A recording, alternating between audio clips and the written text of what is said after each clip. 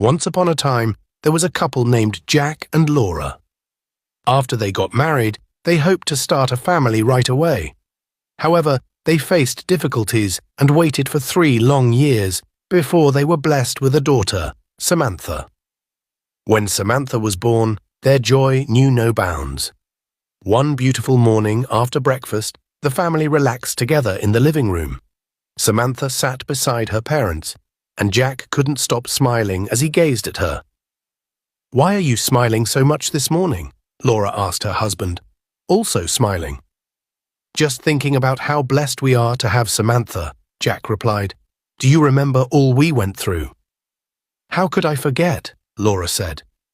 Tears welling up in her eyes. "For 3 years, we faced so much heartache. The doctors couldn't explain why we couldn't conceive, and everyone had their theories and advice. I was called names, and some people even suggested we give up. But now, look at her." "Our miracle baby," Jack said, gently stroking Samantha's hair. "She'll be 5 years old next week." "Time flies," Laura agreed, smiling. "Our little girl is growing up." The following day, Jack dropped Samantha off at school before heading to work. Samantha was excited to see her friends and skipped happily into the school building. Later that morning, Jack called Laura. "Hey, honey, I just dropped Samantha off at school. Can you pick her up after school closes this afternoon?" "Of course, dear," Laura replied warmly. "I'll be there to pick her up. Anything else I should know?" "No, everything's fine," Jack assured her. "Just a normal day. I'll see you later." "Okay, see you then," Laura said before they hung up. Laura was hungry during her lunch break at work, so she went to a nearby local restaurant. She ordered beans and enjoyed eating them. The food made her feel very sleepy, and she ended up falling asleep at the table. One of her workers woke her up, and Laura realized she was already 15 minutes late to pick up Samantha from school. She tried to call the headmistress for help, but her phone had bad reception, and none of her calls went through. Laura quickly gathered her things and left the office in a rush, determined to get to Samantha's school as fast as possible. Her heart pounding with worry as she dashed towards her car.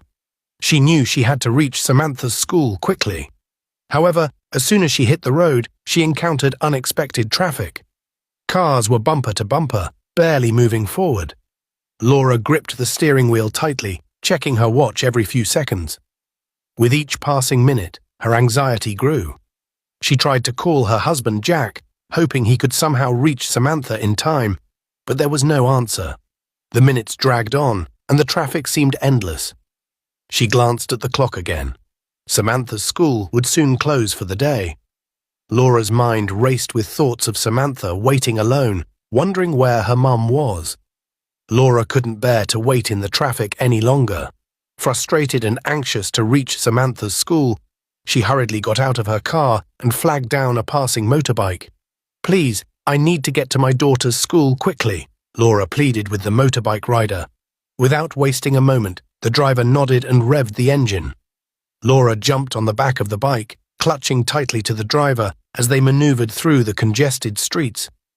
With determination fueling her, Laura urged the driver to go faster, her heart racing with every passing moment. She kept checking her watch, willing the minutes to slow down. Meanwhile, at Samantha's school, she sat on a bench, watching as her friends were picked up one by one. She felt lonely and hungry. Samantha decided to wait a little longer, but when no one came, she thought she might be forgotten. "Are you still waiting for your parents?" the headmistress asked as she locked the classroom door. "Yes, ma'am. I'm sure they'll be here soon," Samantha replied, trying to sound confident. "All right, but stay right here, okay? I'll check on you before I leave," the headmistress said. Samantha nodded, but after a while, her hunger got the better of her. She decided to walk home by herself, thinking she knew the way. As she walked along the sidewalk, she saw an ice cream truck and got excited. She ran towards it, but in her haste, she tripped and fell onto the road. A car was coming, and the driver, Peter, swerved to avoid hitting her. But it was too late. He knocked her down. Horrified, Peter immediately got out of his car and saw Samantha unconscious. Without a second thought, he picked her up and drove her to the nearest hospital. Back at the school, the headmistress noticed Samantha was missing. She quickly called Laura, who was now walking towards the school after coming down from the motorbike. "Mrs. Laura, Samantha isn't here. She must have left," the headmistress said, worry evident in her voice. Laura felt her heart drop. Laura held tightly to the headmistress's shirt, feeling desperate and scared. The headmistress begged her to call Jack, hoping he had already found Samantha. "Maybe Jack has her," the headmistress said, her voice shaking with worry. Laura's hands trembled as she dialed Jack's number. Each ring seemed to last forever, until finally Jack answered. "Jack, please tell me you have Samantha," Laura pleaded, tears streaming down her face. Jack's voice sounded anxious over the phone. "No, Laura, what kind of question is that? I thought you were supposed to pick her up from school. Woman, you better find my daughter, and don't come home if you don't." Laura's heart sank. She dropped the phone and sank to the ground, leaning against the wall in sorrow. The headmistress gently guided her to a chair, trying to comfort her. Together, they organized a search. They looked everywhere on the school grounds, calling Samantha's name urgently. Minutes dragged on, turning into agonizing hours as they widened their search beyond the school, asking neighbors and scanning the busy streets. The sun started to set, casting long shadows. Laura couldn't stop imagining terrible things happening to Samantha. "I can't lose her," Laura whispered to herself, clinging to hope in the face of fear. Back at the hospital, the doctor urgently informed Peter that Samantha needed immediate surgery to save her life. Peter nodded in grim understanding and swiftly carried Samantha into his car. With worry etched on his face, he drove as quickly as he could to the recommended hospital, praying that they would arrive in time for Samantha to receive the life-saving treatment she desperately needed. Peter drove through traffic, his heart racing with worry for Samantha. He was scared she might not make it if they didn't get to the hospital fast enough. "Please hold on, Samantha," Peter whispered, looking at her in the mirror. She looked so pale and weak. He wanted to hold her hand, but had to keep both hands on the wheel. Traffic was really slow, and every red light felt like forever. Peter just wanted to reach the hospital where they could help Samantha. He kept telling himself they would get there in time. When they finally arrived, Peter rushed Samantha inside, explaining to the nurses how serious it was. They took her straight to the emergency room. Peter waited anxiously, watching doctors and nurses rushing around. He prayed they could save her. After a long wait, a doctor came to talk to Peter. They looked worried. "We're doing everything we can," the doctor said, trying to comfort him. But Peter could see they were concerned. Peter paced back and forth, feeling helpless. He couldn't stop thinking about Samantha fighting for her life in that room. Just then, Patricia, Peter's worried wife, who had been anxiously waiting for him to return from work, called him.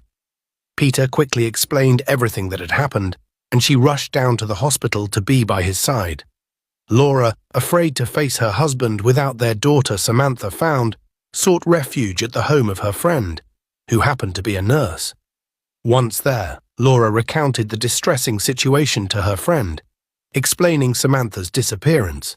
Concerned, her friend asked if they had called the police, but Laura revealed that authorities advised waiting 24 hours, despite Samantha being a child. Suddenly, a nurse from the night shift called Laura's friend and mentioned a girl rushed to their hospital earlier that day. However, she informed them the girl had been transferred to another hospital for urgent surgery. Without hesitation, Laura and her friend hurried to the hospital after hearing about the girl who had been admitted and then sent to another hospital urgently. When they arrived, Laura was hopeful, but her hope quickly faded when the doctor told them they didn't have any patients who matched Samantha's description. Laura's heart sank. She felt a wave of frustration and despair wash over her. Tears welled up in her eyes, and she began to weep bitterly. "But she was brought here earlier today," Laura insisted, her voice trembling with emotion. "There must be some mistake." The doctor listened sympathetically, but maintained that there were no records of a girl fitting Samantha's description at their hospital. Laura's friend placed a comforting hand on her shoulder, trying to console her in the face of this devastating news. Feeling helpless and lost, Laura struggled to comprehend the situation.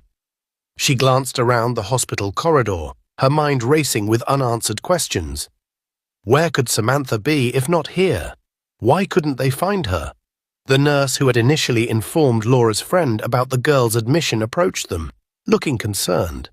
"I'm sorry," she said softly. "I thought for sure she was brought here. Maybe there's been a misunderstanding."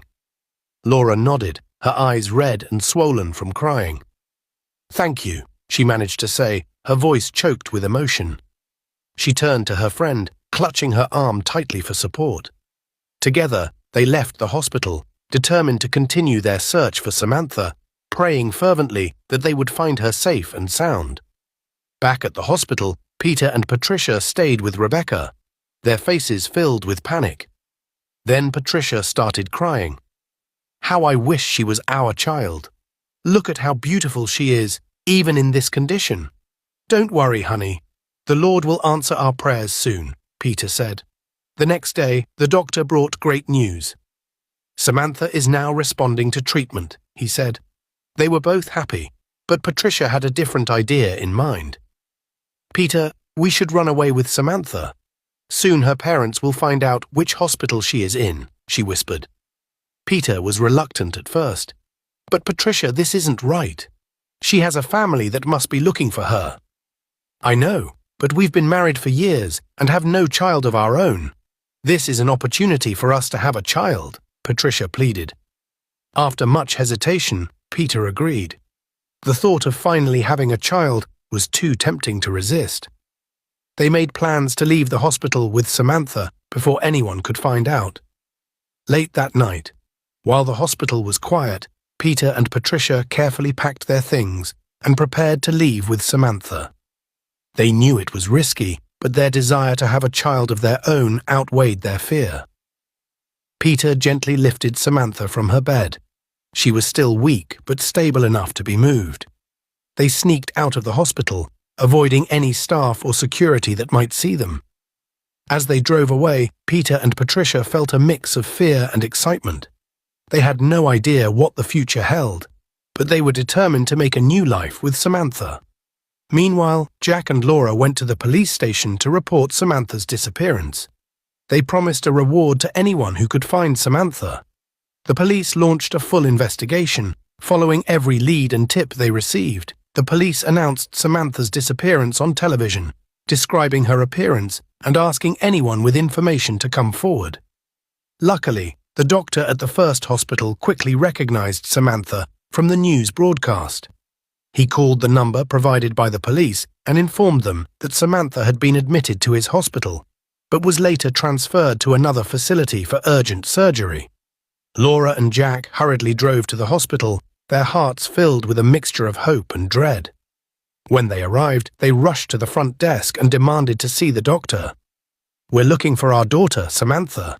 We were told she was admitted here," Jack said urgently. The doctor looked troubled. "Yes, Samantha was here, but she was transferred to another hospital for emergency surgery." Laura's face turned pale. "Which hospital? Where is she now?" The doctor hesitated before speaking. "I'm sorry, but I have to tell you something.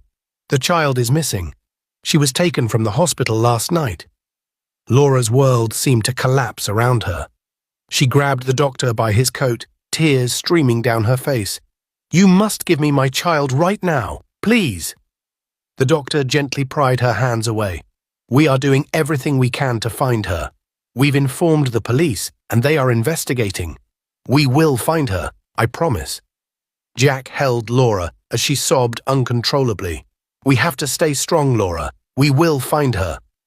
When Peter and Patricia heard the news about Samantha on television, they knew they had to act fast. The police were closing in, and it was only a matter of time before they were found. Peter looked at Patricia, who was holding Samantha close, and made a decision. "We have to go now," Peter said urgently. "Pack only what we need. We can't afford to leave any traces." Patricia nodded, her heart pounding in her chest. She quickly gathered their essential belongings while Peter started the car. They